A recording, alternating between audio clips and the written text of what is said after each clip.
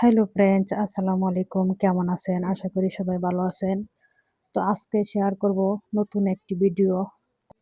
ভিডিওটা কেমন হতে চলেছে আপনারা ভিডিওটা দেখেই হয়তো বুঝতে পেরেছেন।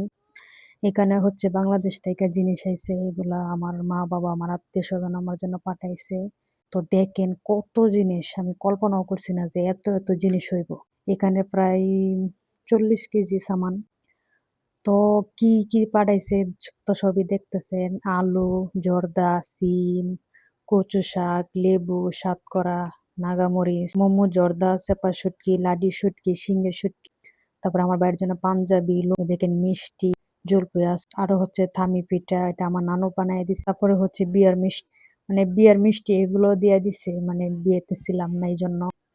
তো আমার যে আজকে কি একটা অবস্থা হয়েছিল এগুলা দেখে আমার খাওয়া লাগবে না, আমি এমনি খিদে হয়ে গেছি। তো সবচেয়ে বড় কথা হচ্ছে জিনিস তো পাওয়া যায়, জিনিস পাওয়া যায় না এরকম বিষয় না। দেশের যে একটা ভালোবাসা, অনুভূতি, মায়ের হাতের জিনিস, আত্মীয় স্বজনের জিনিস, মানে কত এটা হচ্ছে দেখেন আমরা বলি ওরা কই, আর ওই দেখেন কাপড়ের অবস্থা, মানে সারা ঘর ভরে গেছে কাপড়ে। তো কাপড়ের ভিডিওটা আজকে দেব না, কাপড়ের ভিডিওটা আমি কালকে দেব। এত জিনিস একসাথে দেওয়া সম্ভব না। তো অবশ্যই ভিডিওটা দেখবেন, ভিডিওটা লাইক করবেন, আমার চ্যানেলটা সাবস্ক্রাইব করবেন। সবাই ভালো থাকবেন।